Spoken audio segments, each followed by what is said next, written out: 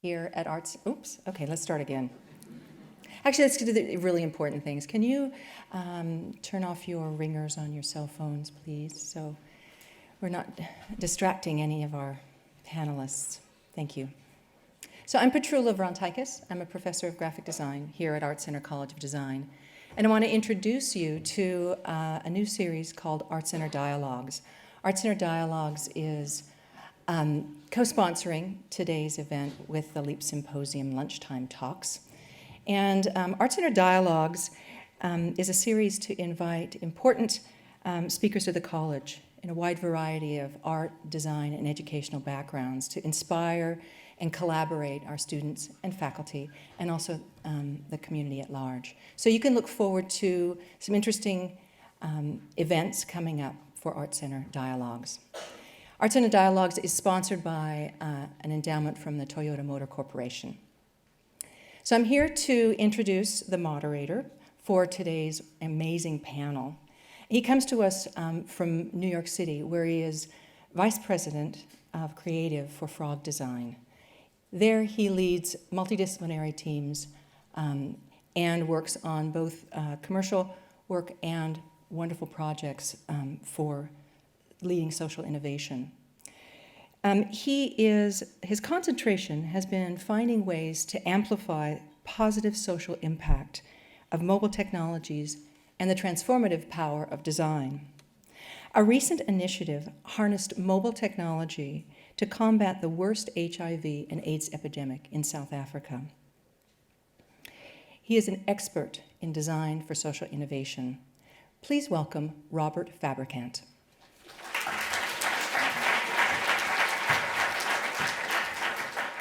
Wow, I'm really embarrassed now to be up here twice and introduced twice to many, many people I already know. But I am super excited about this panel. I don't know, do we have a, okay. Although it's taken a little bit of a turn as well. So when Mariana talked to me about helping out with a forum like this, I was really interested in kind of that question of influence and, what? Oh my God. Go back. Back! I think I spoiled something just there. I am really sorry. So, No, it's fine. okay.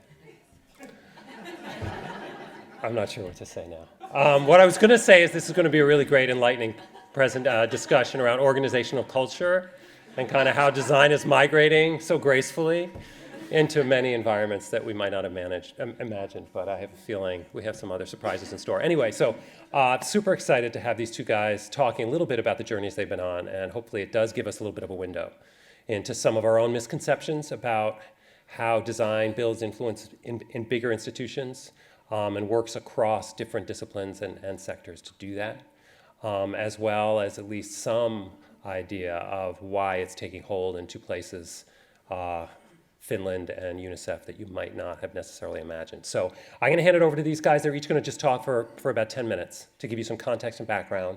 I'm going to use that time to come up with some crafty questions, which I have not revealed, but hopefully we'll start a good conversation and then we'll have some open Q&A. So here we go. Bryan. First, I want to introduce Bryan, who was the former strategic lead at SITRA and part of the Helsinki Design Lab. So he can fill you in on what all that means. Awesome.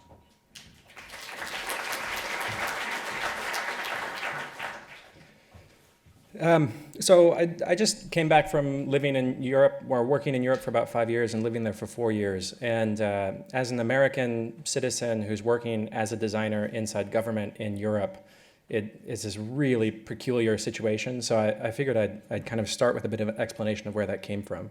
And it has to do with this slide that Robert revealed already, which is what you get when you type in Parliament fight to YouTube. This happens to be from South Korea, but you'll find plenty of other countries that are also battling it out in their parliament.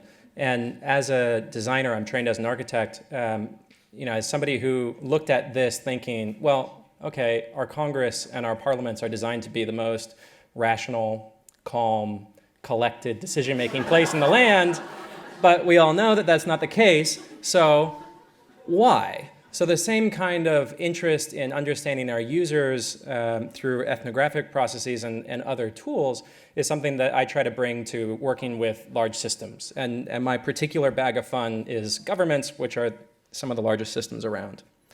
So the Finnish Innovation Fund, which is where I was working, is it's a kind of the equivalent of a foundation in North American terms, except we report to Parliament. So we're essentially a think tank and a pool of resources to help Parliament and the ministries, and in some cases cities, work on their difficult problems or work on their next problems, really. So always to be looking into the future. And just to give you a sense, it's a pretty small place with relatively good endowment and a very, very small number of designers. So we're practicing always with politicians, with civil servants, with financiers, with bankers, with lawyers, always in the minority in a broadly collaborative context.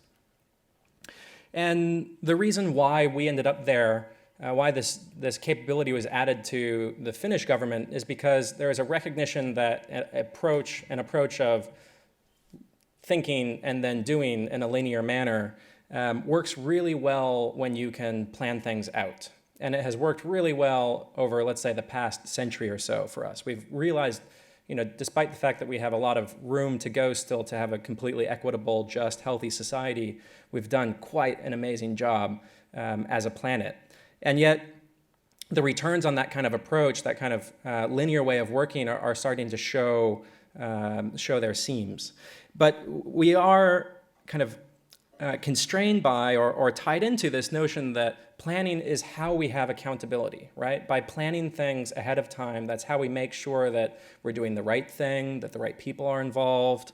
It's what helps us ensure that we have equality, that we're doing the right thing for everyone, not just for one particular group of people who are the kind of the special ones. And it also helps us in the public sector context, and I think this is really important when we start moving into a discussion about prototyping and these other approaches, it helps us think about dependability. So if you sit inside Parliament or inside any government role, one of the primary things that you have to do is make sure that you're offering a service that is dependable and is the same for all of the citizens that you serve. So planning has been a really great way to develop and repeat things in the past.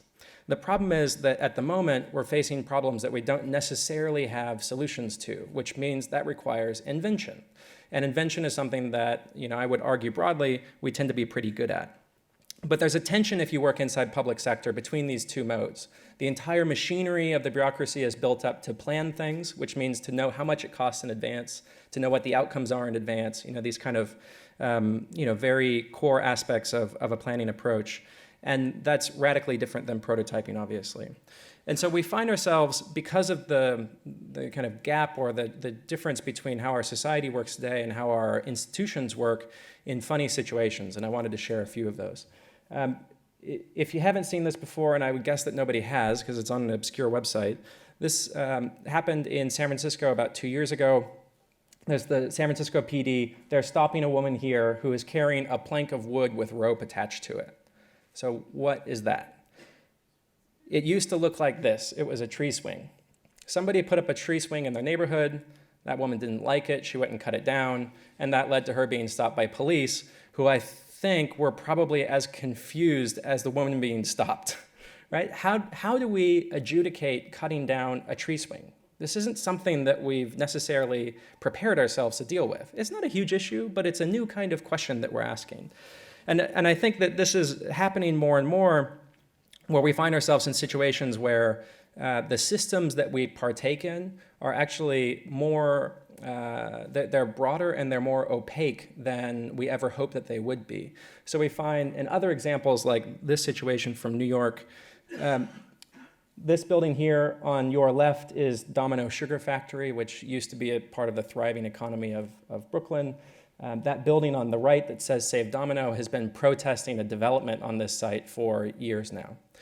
Those people feel like they've been excluded from the process.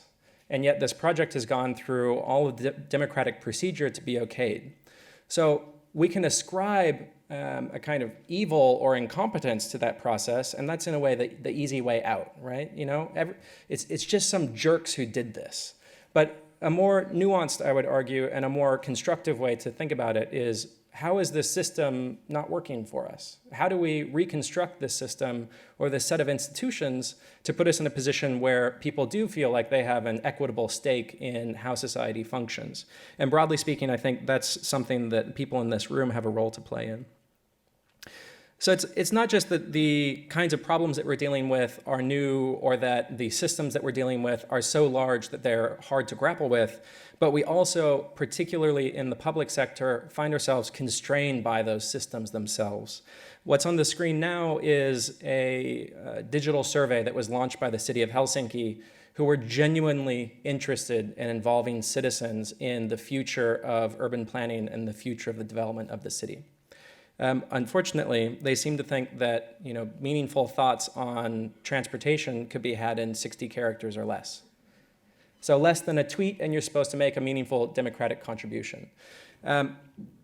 If you look at how this happens, again, it's not that they're incompetent or evil, but they literally don't have the right tools to get the help that they need. So as much as there are a lot of designers who are interested in dealing with those kinds of problems, the process that you'll feed into is tends to be, at least in Helsinki, the same process that the government uses to buy a stapler, right? They're more or less the same, how proposals are evaluated, how they're selected. And yet they're very different. They're very different things, they're very different services. Well, in fact, one's a service and one's a product. So how do we reorient those very dull, sometimes very banal, completely unsexy aspects of our world, because that's what's going to unlock the potential that we need to, again, reshape our institutions to function the way that we'd like them to. So part of the work that we've been focusing on is, how do we also think about these organizations as their own cultures? Right, so this is a photograph that I took while visiting the Public Works Department. I thought it was fantastic that their clock is also the tram, right? Like that's what's meaningful to these guys. That's what they do day in and day out. Or you go to Helsinki City Hall and they have their own custom coat hangers, right? Like it's very interesting to start picking up on the culture that the people that you're working with exist within, right? The constraints that they are bound by. Because to have a meaningful collaboration, whether it's within public sector or between public and private sector, I would argue that the very fundamental thing that you have to accomplish is to share each other's constraints. So, if you're within the kind of bureaucratic hell of machinery that doesn't do what you want it to do, and people who aren't necessarily motivated, if you really want to enact change, you have to take on those kinds of challenges. I'm going to use, just as a closing thought, a small clip from Fantastic Mr. Fox to say this through different words. Who's seen this movie? That works so much better in America than it does elsewhere. Okay, so for the people who haven't seen it, this is a film about barnyard animals who behave like humans. So I'm going to play this film. We'll see one moment where they kind of slip out of their human nature, and then we'll talk a little bit about that just before I close. I don't want to live in a hole anymore. It makes me feel poor. We are poor, but we're happy. Come see, come ça. Anyway, the views are better above ground. Honey, I'm 7 non-Fox years old now. My father died at 7.5. I don't want to live in a hole anymore. And I'm going to do something about it.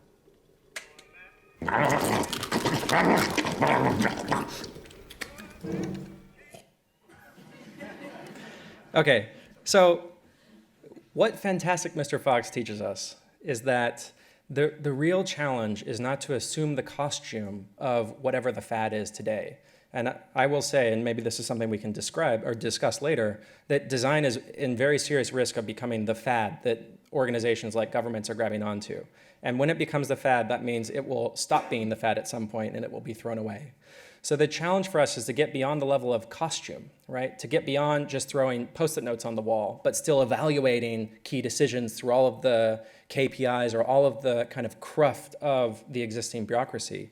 The challenge for us is to figure out, how do we collectively change the instincts of those systems? How do we engage deeply with the actual day-to-day function of our institutions, organizations, companies, and other entities, and change them to work in a different way? And I think this is something that both Chris and I will probably speak to, but personally I believe that that's something that you can only do from the inside, that you have to go inside the system itself if you want to really be able to engage with those constraints. So the challenge I would put to you is, how can we all be better than George Clooney the fox? How can we change the instincts of the system, not just the costume? Thank you.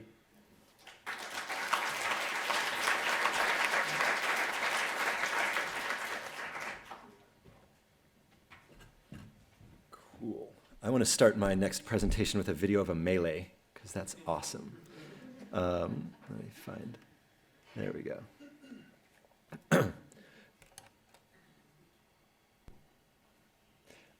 My name is Chris Fabian. I co-lead UNICEF's innovation team.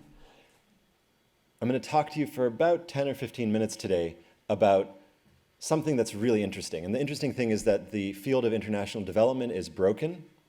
Okay? The field of design is broken. That's why we're all here, to talk about that. And there's a lot of relevance that these two fields can kind of share with each other if we think about where the future is for us and what we need to accomplish. In order to get to that, I want to tell you a little bit about what our team is in UNICEF, where it sits and why it's sort of weird. And then tell you 2 or 3 stories. Robert asked me to talk a bit about how design particularly had impacted the work that UNICEF does. UNICEF is a 15,000 person organization with offices in 135 countries around the world.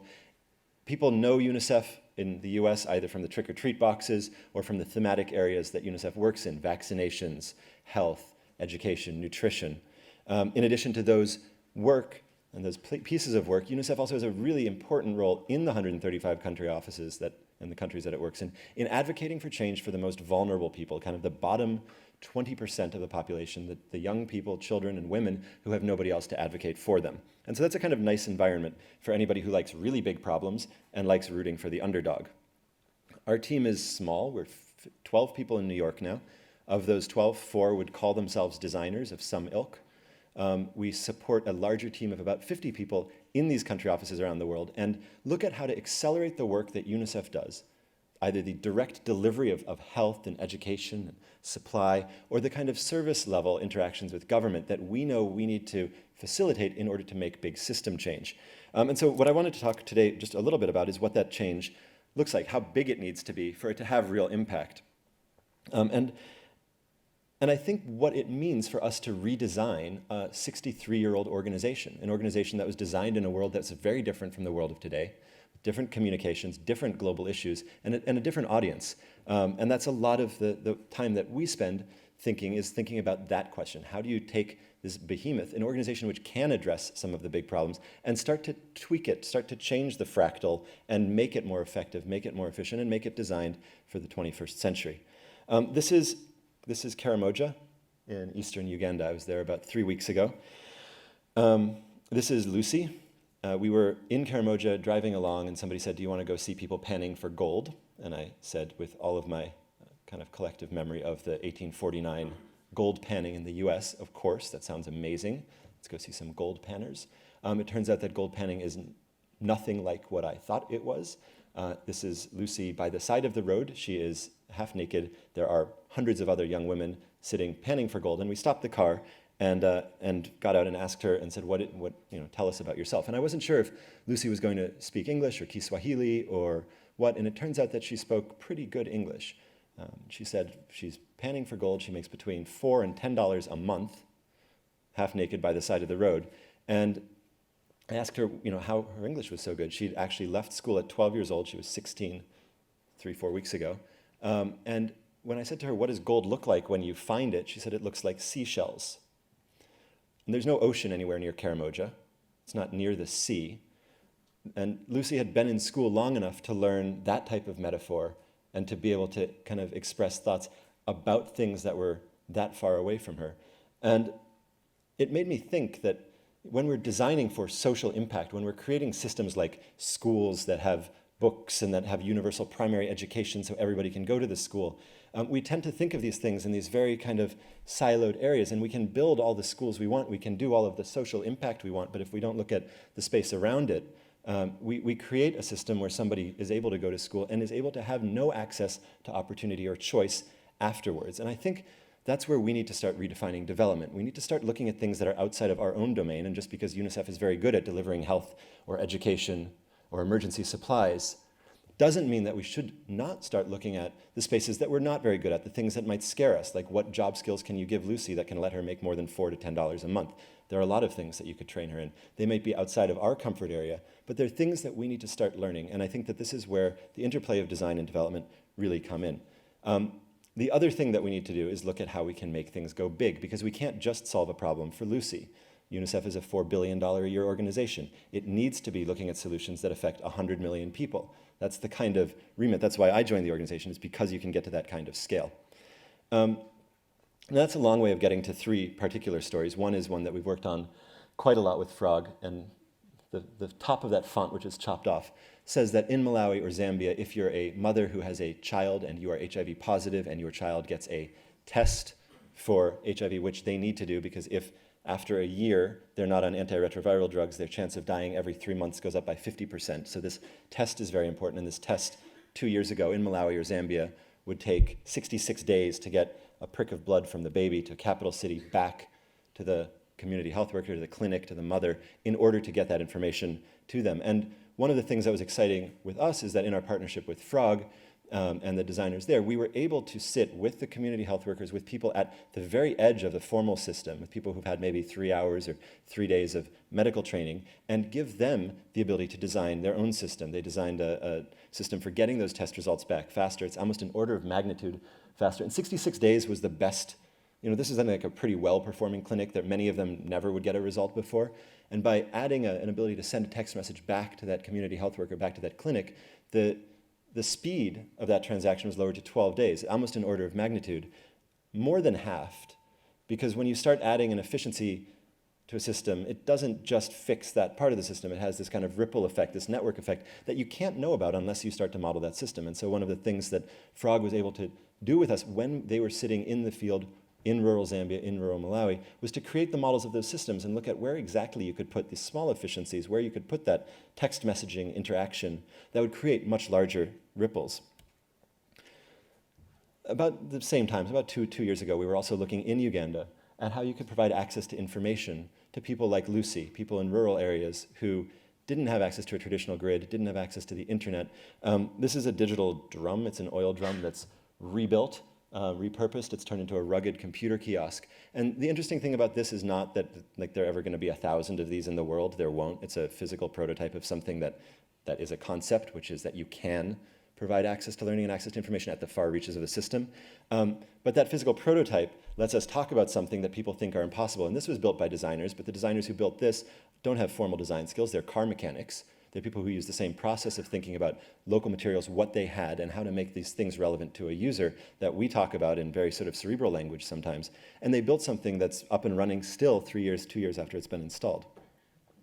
And the last story that I think is kind of neat is that in the Design for UNICEF class that we teach at ITP, at NYU, we were able to work with students and with various parts of the UN to build something called rapid family tracing and reunification.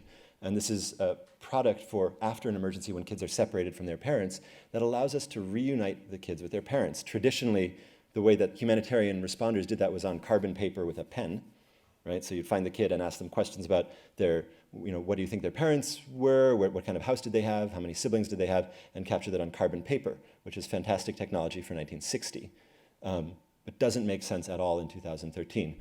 The students at NYU were able to work with design partners, but also with kind of emergency responders in Uganda and South Sudan, and build out a system which has reduced the time for reuniting kids with their families from about 2 weeks to hours.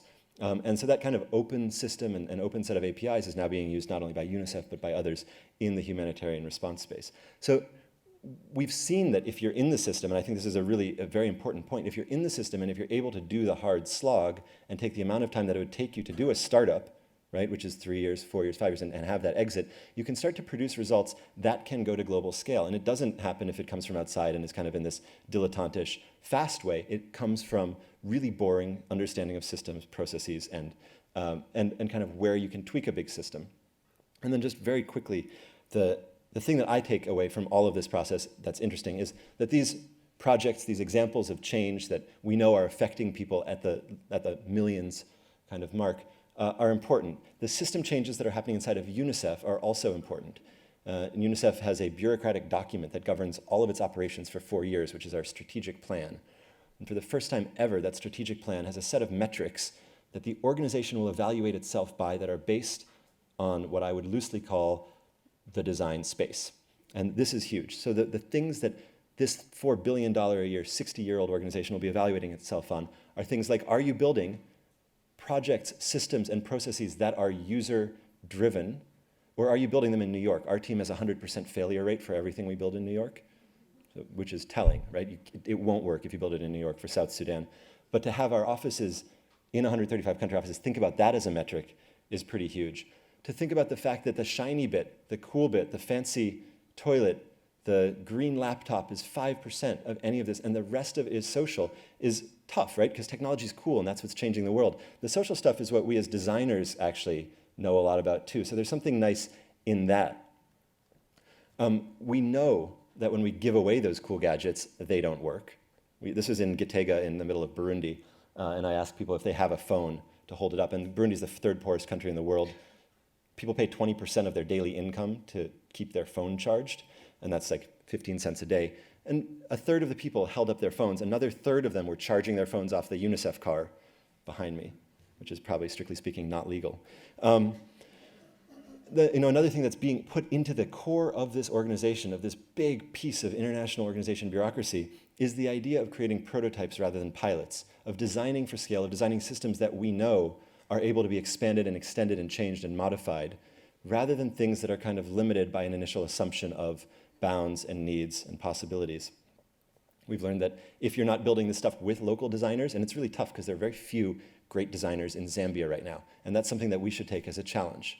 But if you're not building this with people who can take control of the social innovation after you leave, you're building something that as soon as you take your finger off the wound is going to bleed out very, very quickly. And if you're building social stuff that's not open source, you're doing something totally wrong. Because if it can't be scaled and it can't be adapted and can't be picked up and moved from one environment to another, you're not creating anything that can have global effect. The last thing that I would leave everybody with is that very excitingly, we've also learned that the polarity of this innovation space has changed fundamentally. In the Design for UNICEF class, we were focused on northern Uganda last fall, on northern Uganda, rural northern Uganda, and students were building and testing out solutions and systems for that context. Hurricane Sandy happened in New York, and we pivoted the class and focused them instead on Far Rockaway and Staten Island. They were able to take exactly the same thinking and the projects that they'd been building for northern Uganda and apply them to a place which had no power, no communication, no ability to transport things. So our class went out to Staten Island. They're working with FEMA there. And with Frog, we presented at the White House on innovations that had come originally from northern Uganda and from South Sudan that could be used in emergency response in the US. So the ability for us to solve big problems in new ways is huge if we rethink what development means, if we rethink what design means, and if we look at the places where they can meet that were not possible, that didn't exist 15 or 20 years ago. So excited to talk more in questions, and thank you very much.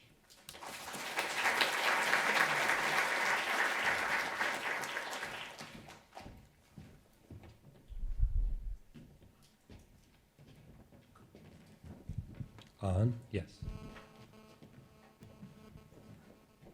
So I wanted to sort of see the conversation a little bit and start with one of Bryan's comments, which is sort of the fact that a lot of what we're talking about here in terms of kind of the way in which design can spread and become more ingrained in an organization like this has to happen from the inside, not the outside. And I think we have a unique opportunity here with two people who've been in big institutions and organizations working from that perspective. And my first question really to both of you is, you both presented some examples of projects. And my question is, how do you move from projects, with very specific outcomes, to some kind of broader role or broader understanding of design? How did that happen? Or how is that happening in each of the places, the government of Finland and UNICEF? How is that happening? Yeah. You want, okay. Excuse me. Actually, we ended up in a place that's not too far from what you were talking about, Chris. So we had some initial projects. We were working on a sustainable urban development, which was, let's create a block, a tangible block in the city that allows us to have access to other things like regulatory change, like financing innovation, the kind of core, I would say, the core engines of how our cities are built. And through projects like that, what we realized was we needed, in that case, we're inside the government, but we're in this innovation agency. We needed partners inside places like the ministries, who were there day in, day out, were trusted, and could push the work forward when we weren't there, because at the end of the day, you can't be there all the time. And so what we ended up doing was creating something called the Design Exchange Program, which creates career paths for young designers to work inside those public agencies. And that's something that we were able to do because we could fund part of those positions. Not all of it, though, which is important. Because if we pay the bill for, say, a designer to go work in the Ministry of the Environment, that means that they're still able to be spatulaed off, right? That ministry has no skin in the game because they just got this free sparkly thing that they can get rid of at any point. But we spent more than a year in negotiation with them, getting them to the point where they're willing to not only have to take a 50% stake in the payroll, but also have that person on staff, not on our staff sitting in their building, not seconded. And that is a huge point because it means, again, that they're part of the fabric of that organization, right? They're in the lunchroom, they're in the ongoing conversation, they're just part of the environment. And that's something that we were always looking for opportunities. You know, I like what Chris was saying, that you have to find a way to be fundamentally concerned with interoperability, with the connectivity of your work, with the ability of others to take forward your work. And that means changing how you practice. I agree with that. In the rest of the world and in our 135 country offices, we have creative people. Designers, to me, is a sort of precious word sometimes, but people who are involved in kind of practical outcomes from creative processes. And those people are all hired by the country office, by the innovation lab in the country office, not by our team. Every time we pay for something, there's no value to them. It's just like the phones in Burundi and giving away an iPad in that environment, and how little actual value that has. The other thing is that in order for us to get started and to prove some relevance and to prove that a startup mentality in a big organization can have value, we've sort of focused about 60% of our time on solving people's problems for right now, solving the access to information problem, creating a better health system, 30% on looking at the 3 to 5 year future horizon, and about 10% of time on creating these structures that, like this strategic plan document, that are changing the organizational DNA. And so a breakdown like that shows the relevance, because otherwise you're too caught in this kind of world of thought experiments, shows immediate relevance and lets you kind of plan ahead. How did you guys, can you give a moment when you knew that some of this kind of thinking was starting to take hold in the organization or in the institution? Were there kind of is there a tell?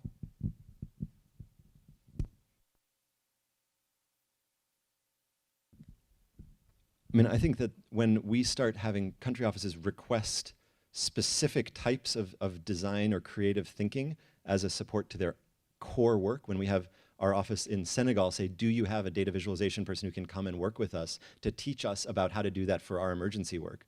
Or Lebanon saying, can you send somebody who knows how to do, you know, UI, UX stuff, and maybe they don't use those words exactly, but because we're building this big thing and we really need help, and we don't want somebody to come and do it for us, we want them to find the people in Lebanon who we can hire so we can do it. When you start hearing that, then it's just like, you know, my job is done and I can go home quite happy.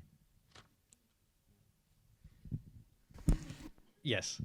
So we had the same experience. So we were doing projects on our own, like I mentioned, and being careful to create opportunities for people to be part of those in different levels, right? So we, in some cases, needed people, for instance, from the city to be embedded in the project. In other cases, we were doing effectively, you know, we had a conversation about clients, the word client in this context, but it was essentially client development or business development, helping people understand that there is a role for design in whatever their purview is. So creating a place where those people can come and not be pitched to, but just see it. Because I think, you know, going back to the Fox, design's not a technology that you add in, it's a different culture. And culture change is something that happens very slowly, and it can be very threatening. And so I think we owe it to ourselves to find a way to ease that that transition or that merging of different cultures of approaching the work. I mean, culture like from a thinking point of view, not necessarily from a geographic point of view. Are there any questions in the audience? People want to raise your hand? One of the things that we try to teach our students to do this kind of work is to be able to articulate their expertise to others who may not understand what a designer is. And so I'm thinking of the example, Bryan, I'm thinking of the example, Bryan, of the position that gets half funded. So the designer who goes into that position is suddenly an ambassador for design, an advocate for what they bring to the team. And so from that experience, what would you recommend that that individual advocate for that would ensure their longevity and contributions to that team?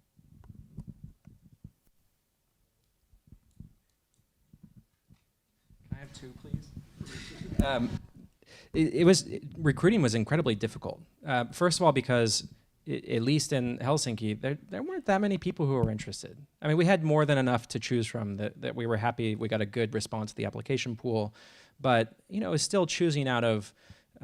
We did 3 placements last year. I think one of them had about 60 responses. The others had around 20 responses, and it's fundamentally it's not that sexy. To say, go work inside some small department of City Hall. So I think one of the things that I tried to be conscious of was how do we communicate this work in a way that makes it as appealing as going to design cars or whatever other thing that people are really excited about. So that's not to answer your question. But the recruiting question, we were looking for people who have concrete skills. So somebody who can help redesign a service designer who's done it in and out, or somebody who can design a online platform, for instance, for connecting families in need of assistance with their children and the department inside the city that does that kind of work. And the gambit there is that unless we provide direct immediate value, they'll just be jettisoned. So you have to play to the quick win, but also then be thinking about how you work over the longer term. So in a particular case in the social services department in Helsinki, I went to visit Sarah after she had been there. Sorry, I went to visit Jana after she had been there for about a month, and her walls were covered with scraps of paper, not even Post-its. Like, this was paper that was cut up with scissors and taped to the wall. And I asked her, Sarah, it's great to see progress, but what's going on here? And then she told me that her boss, the person she reports to, just simply didn't understand why she needed Photoshop and Illustrator, and just kept saying, why can't you just write out your work? Just write it out. That's what we all do. So for me, that's another important moment of cultural change. Those two people will see eye to eye, but it's not going to happen in 1 meeting or 3 meetings. It's going to happen over the course of, in this case, about a month. So when we were recruiting, we were looking for people that we also thought would be able to wait it out. And we didn't tell them that, but that's one of the things that we were looking for. I think that, I honestly work with the best team of people I've ever worked with in my life. They're amazing. They're highly talented people. And again, not just the designers, but the creatives of all stripes. And I think for everybody, it's a struggle when they confront the caustic atmosphere of a 63-year-old bureaucracy. It's hard for me all the time, and it's hard for every one of them. And I think it's not a question that's unique to the designers of how you build in that ability to make yourself relevant. These bureaucracies are built to fight off anything that will change them. And that's fundamental to their DNA, to the antibodies that they have. And so anybody needs to come with a set of strategies. And I think as managers, it's our job to give that top cover and to give those strategies to people. But I don't see it just with designers. It's with our writers, with our developers and our engineers and every project managers. And it's something that everybody's going to face if they want to change and take advantage of the things that a big bureaucracy can offer, like this ability to go to big scale. It seems like I know, at least knowing your practice a bit, that part of what you are able to lean on is like the notion of startup culture and a certain amount of the appeal and awareness of how kind of innovation and new product development is happening outside UNICEF. And it becomes, in part, a cover to sort of create some space and some freedom. I'm curious if, Bryan, was that also kind of part of the appeal that people could sort of see hanging this whole design effort on? I mean, I spent our entire team spent the first year trying to tell people what we were going to do. And it just doesn't work. You cannot tell somebody what the design process is like. They have to experience it. At least that's what I discovered. So luckily we had a year kind of guaranteed at the beginning, and we used that year to generate results.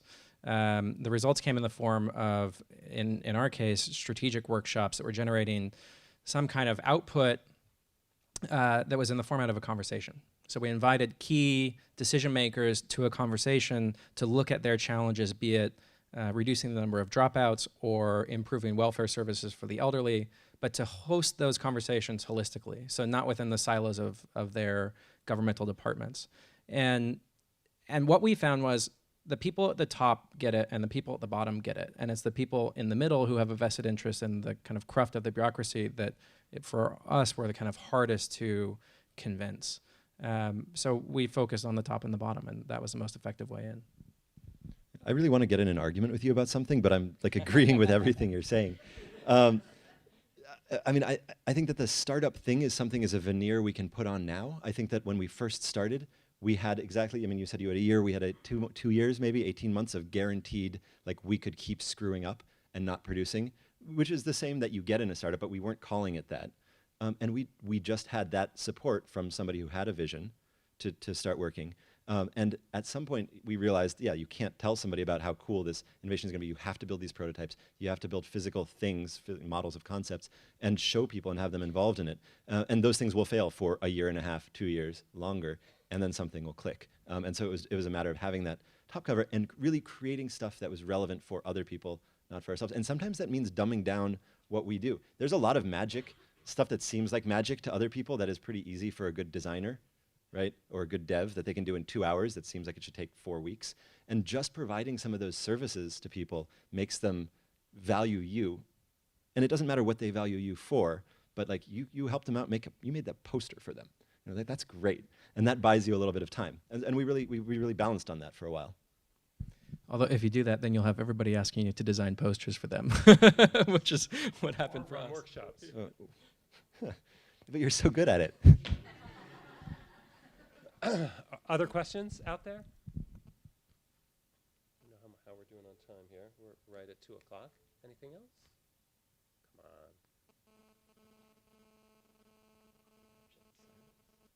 on. Stunned. All right, maybe just close, and if you guys can reflect on this morning, what do you think are the kind of biggest misconceptions of design that are floating around this room right now that you would kind of caution us about? Maybe avoid. You're going to throw me under for that one? All right.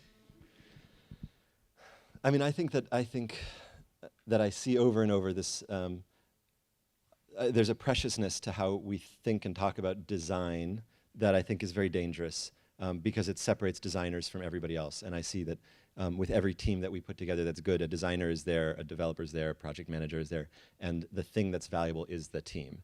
So the thing that I would caution against is this, what I said in the workshop earlier, but sort of the exceptionalism or the primacy of design or the specialty of it, because at the end of the day, what we're seeing is that the best teams are made up of lots of different types of brains, and designers have a very valuable role in that, but it's not a guaranteed role, and it won't be in the future if we can't, think about it as part of a whole rather than as a thing itself. I mean, having started in a very tangible design world and gone off into a very abstract one, I find myself more and more coming back to questions of means of production. And this morning we were talking about what's unique to design, and this poster comment kind of gets at it as well, which is when you exist as a designer inside a public body, you tend to have these magic powers or these special abilities, whatever it is, and those, frankly, are tied to means of production, right? Like how to command something that prints out not at this size, but at this size. And as simple as that is, those kinds of things change the experience inside that organization, or can if they're wielded in the right way. And I think that's something that is still separate from facilitation, from convening, from understanding economics, or these kinds of different bits that are part of this discussion also, but they're still primary to the design field. So I guess my challenge would be to figure out how to continue to own the ability to produce, but in the context of this highly integrated, blended value context of the meaning of the work that we do. The meaning is different from how we do it. That's it. Thank you.